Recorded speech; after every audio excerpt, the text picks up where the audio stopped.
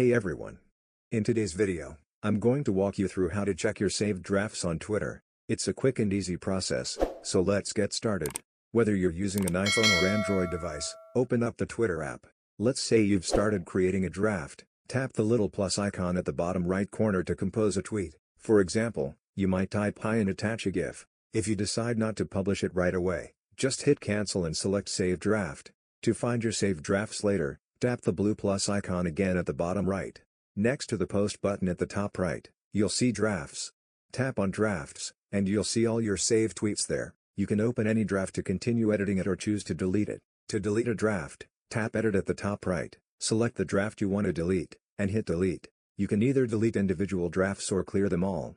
Just remember, if you uninstall the Twitter app, all your drafts will be lost, so be cautious about that. I hope this tutorial was helpful. If it was, please consider subscribing to my channel below, it really supports me. Thanks for watching, and see you in the next video.